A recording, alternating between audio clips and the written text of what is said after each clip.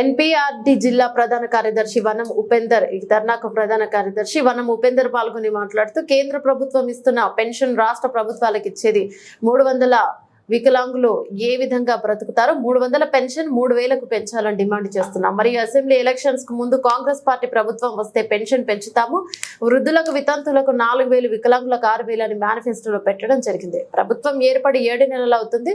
Pension పెంపు కోసం 44,49,767 మంది లబ్ధిదారులు ఎదురు చూస్తున్నారు. కొత్తగా పెన్షన్ దరఖాస్తు చేసుకున్న 24,84,000 మంది ఇప్పటి వరకు కాలేదు. అయితే 2014 రాష్ట్ర ప్రభుత్వం ఆసరా పెన్షన్ మంజూరుకు ముందు ఆదాయ పరిమితి విధిస్తూ జీవో 17 విడుదల చేసింది. దీనిని వెంటనే రద్దు చేయాలని 2015 కంటే ముందు సదరన్ సర్టిఫికేట్ పొందిన వారికి ఆన్లైన్లో ప్రింట్ తీసుకునే అవకాశం లేదు.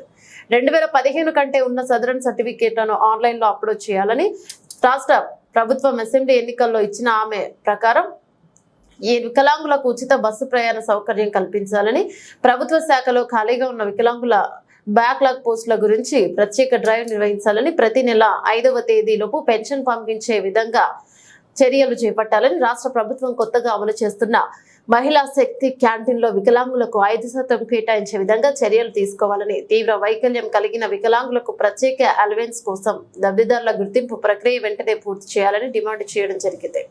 ధర్నా అనంతరం ఆర్డీఓ గారికి మెమోరం ఇవ్వడం జరిగింది. ప్రభుత్వం దృష్టికి తీసుకువెళ్తాం. కార్యక్రమంలో ఎన్పీఆర్డీ చౌటుప్పల్ నియోజకవర్గ డివిజన్ అధ్యక్షులు తుంగ భూపాల్ రెడ్డి, ప్రధాన కార్యదర్శి ఏర్పుల శివయ్య, చౌటుప్పల్ మండల అధ్యక్షులు సంజీవ్ శంకర్, టౌన్ న్యాయకురాలు పొదగల్ల యాదమ్మ, శ్యామ్ నర్సిరెడ్డి, దేవరకొండ నిర్మల, జక్కిడి మల్లారెడ్డి, మోర మహేష్, కట్ట కృష్ణమూర్తి, పోలుపోయిన శేఖర్ తదితరులు పాల్గొన్నారు.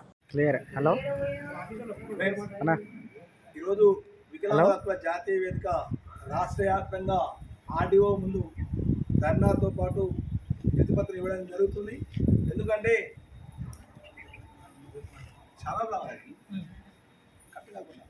ఎందుకంటే ఈరోజు వికలాంగులకు ఇవాళ ప్రభుత్వాలు గుర్తించే పరిస్థితి లేదు. ఇలా కేంద్ర ప్రభుత్వం 2011 నుంచి ఇప్పటిదాకా వికలాంగులకు 300 రూపాయలే మాత్రమే ఇస్తుంది. అంటే ఇప్పటికీ 300 రెట్లు ధరలు ఇప్పటికీ పెరిగిపోతే ఇలా 300 రూపాయలు ఇస్తే ఇలా వికలాంగులు బతికే పరిస్థితి ఉందా అని అడుగుతున్నాం. ఎందుకంటే ఈరోజు వికలాంగులు 300 రూపాయలు తిని బతకాలంటే ఎట్లా కనబడుతుందో ఈ ప్రభుత్వానికి వాళ్ళకే తెలియాలి. అందుకోసం ఈరోజు వికలాంగులు అన్ని రకాల సమస్యలతో ఉన్న ప్రభుత్వమే భరించి ప్రభుత్వమే వాళ్ళని బాధ్యత తీసుకోవాలి తప్ప ఈరోజు ప్రభుత్వమే నేరు గార్చి ప్రభుత్వం వాళ్ళని లెక్క చేయకుండా ఉన్నది. ఎందుకంటే ఈ ధరలు అనుగుణంగానే ఇప్పుడు కేంద్ర ప్రభుత్వం 3000 రూపాయలు ఇవ్వాలని మేము డిమాండ్ చేస్తాం. ఖచ్చితంగా వికలాంగులకు అందరికీ 3000 రూపాయలు కేంద్ర ప్రభుత్వం ఇవ్వాలి. ఈ రాష్ట్ర ప్రభుత్వం మన ఎలక్షన్లు అయిపోయిన ఎలక్షన్ల ముందు 100 రోజులు తర్వాత మేము 6,000 రూపాయలు పెన్షన్ పెంచుతామని చెప్పింది. ఇప్పటికి 7 నెలలు గడిచినా 6,000 రూపాయలు పెన్షన్ ఇచ్చే పరిస్థితి లేదు. అందుగురించి వెంటనే 6,000 రూపాయలు పెన్షన్ ఇవ్వాలని మేము డిమాండ్ చేస్తున్నాం. అదే కాదు, వికలాంగులకు అందరికీ కూడా పోయిన గత ప్రభుత్వం డబుల్ బెడ్ ఇల్లు కట్టించి ఉన్న ఇల్లు కూడా ఇస్తామని చెప్పి ఇంతవరకు ఎవరు కూడా ఇవ్వలేదు. 5% వాటా మీకు వికలాంగులకు ఇస్తున్నాం, మీకు ఇల్లు కట్టిస్తున్నాం తీసుకోని చెప్పి ఇంతవరకు మాకు దరఖాస్తు పెట్టినా కూడా ఇల్లు ఇచ్చే పరిస్థితి లేదు. వెంటనే డబుల్ బెడ్ ఇల్లు ఇవ్వాలని, అదే కాదు వికలాంగులకు ఇప్పటికి కూడా ఇళ్ల స్థలాలు లేని వాళ్ళు చాలా మంది ఉన్నారు. ప్రతి ఒక్క వికలాంగునికి ఇళ్ల స్థలం ఇచ్చి ఇల్లు కట్టియాలని, ఈరోజు వికలాంగులు చదువుకొని ఉండి కూడా నిరుద్యోగ ఇప్పటికీ యాదాద్రి జిల్లా ఏర్పడుతుంది. బ్లాక్ పోస్ట్ వెంటనే భర్తీ అని ఎన్నోసార్లు మేము పోరాటం చేసినా ఇప్పటికి కూడా ఇచ్చిన పరిస్థితి లేదు. అందుగురించి వెంటనే వికలాంగులకు వెంటనే బ్లాక్ పోస్టులు ఇచ్చి భర్తీ చేసి ఉద్యోగాలు ఇవ్వాలని డిమాండ్ చేస్తున్నాం. అదే కాదు, ఇలా వికలాంగులకు గవర్నమెంట్ రాగానే ఉచిత బస్ సౌకర్యం కల్పిస్తున్నది. ఇంతవరకు మహిళలు చేసింది తప్ప ఇంతవరకు వికలాంగులకు ఉచిత బస్ సౌకర్యం కల్పించలేదు. అన్ని బస్సుల్లో ఉచిత బస్సు సౌకర్యం కల్పించాలని మేము డిమాండ్ చేస్తున్నాం. అదే కాదు, ఈరోజు రైల్లో కూడా ఇలా కేంద్ర ప్రభుత్వం రైల్లో కూడా ఉచిత రైలు సౌకర్యం కల్పించాలి. వికలాంగులకు రైలు పోవడానికి కూడా సెక్యూరిటీగా సిబ్బంది పెట్టి ఖచ్చితంగా వికలాంగులు చేయాలి. అట్లే 3 బోగీలు కూడా రైలు ప్రత్యేకంగా పెట్టాలి. ఏదో చిన్న బోగి పెట్టి ఏదో అందులో 6 కుర్చీలు పెట్టి వికలాంగులు మేము ఇస్తున్నాం అని చెప్పి చెప్తున్నది.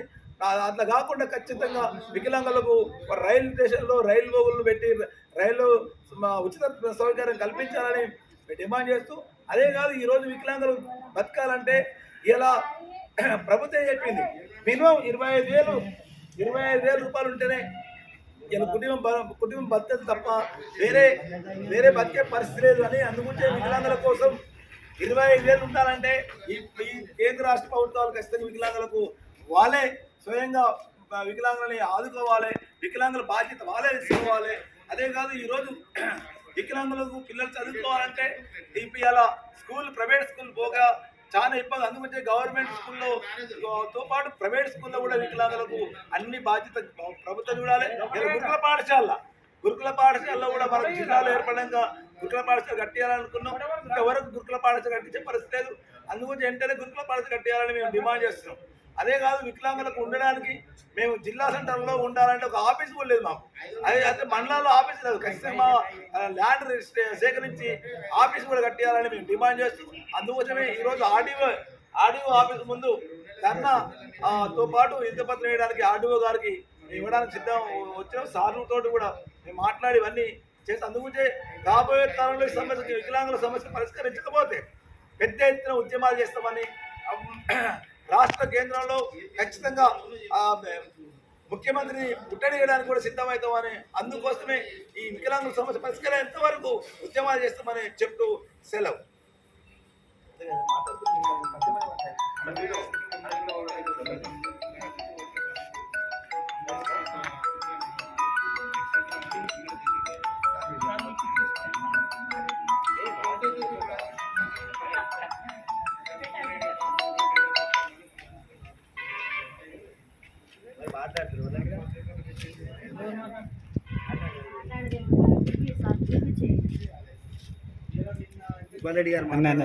అన్నది ఉపేందర్ అన్న, నేది ఫోను ఉపేందర్ అన్నది వస్తా.